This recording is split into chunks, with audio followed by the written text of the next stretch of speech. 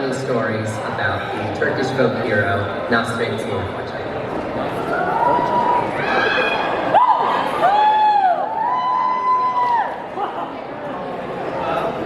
I am Nasrettin Hoca, and today I'm going to tell you 4 short tales of some strange things that have happened to me. Now, the first one day I was invited to a banquet at the house of one of my neighbors, and the whole day as I was working outside, all I could think about was the good food and good company that I would enjoy that night. So, when the day ended, the sun set and my work was done, I immediately headed to my neighbor's house, ready to join the feast. But when I got there, the man at the door turned me away and said I couldn't come in. I was confused by this at first, but then I looked down and realized I was still in my work clothes. So, I went home, cleaned up, put on my best coat, and returned to the party.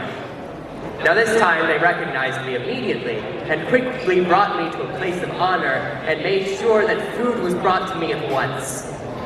But then I did something strange.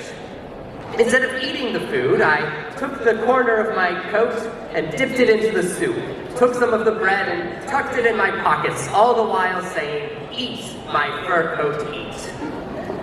Now, everyone was confused by this, and they said, "Hoca, what are you doing? Coats can't eat. Why are you telling it to eat?" And I said, "Well, it is simple, my dear neighbors. When I came here in my work clothes, I was turned away at the door. But now that I have returned in my fine coat, I am seated at a place of honor and given all the food I could want." So, clearly, it was the coat who was invited, not I. And therefore, it should eat.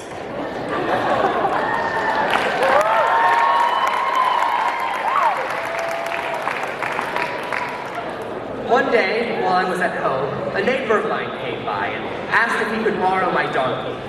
And I thought to myself for a moment that this neighbor was not very good about borrowing things. I was worried that it would come back with a broken foot, or would come back late, or not at all. And so I told my neighbor, "Oh, I am terribly sorry, but moments before you arrived, another neighbor came by and he asked for my donkey, so it is no longer here." Unfortunately, right at that moment, my donkey decided to bray from the stables. And so my neighbor said, "Hoca, how can you say that it's not here? I just heard it. It's obviously here." And I said, "Neighbor, how could you say such a silly thing? I have already told you it is not here. And who are you going to believe? Me or a donkey?"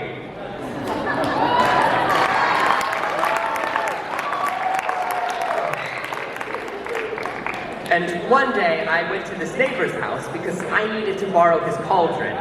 And after much pleading, he eventually allowed me to take it home with me. A few days later, I returned and gave it back to him. But when he looked inside, he saw there was a little kettle in there. And he said, "Hoca, I didn't let you borrow a kettle. What's it doing in here?" And I said, "Oh, neighbor, I nearly forgot to tell you the good news. See, while your cauldron was in my care, it gave birth to this little kettle. And so I suppose you should take it home too." And so he did. He might not have believed me, but that didn't stop him. And a few days later, I returned again, once more asking if I could borrow his cauldron. This time he quickly accepted, no doubt expecting another little gift to be inside when I brought it back. But a few days passed, and a few more, and then a few weeks, and I did not bring back the cauldron. So he stormed over to my house, slammed on the door, and said, "Hoca, where is the cauldron I have let you borrow?"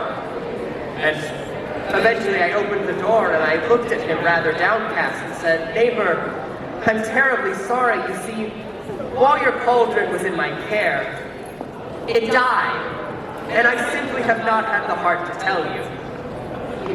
He said, "Hoca, what are you talking about? A cauldron can't die. It's not alive." I said, "Neighbor, why, this is a strange thing. You had no trouble accepting that your cauldron had given birth. Why should you not accept that it has died?"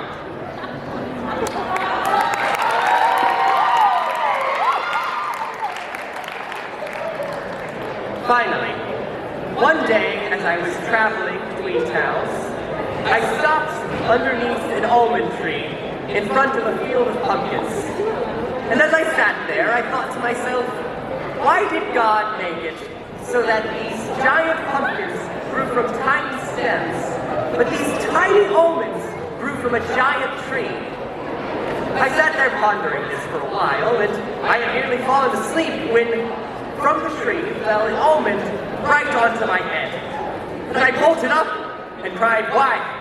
I'm glad that wasn't a pumpkin.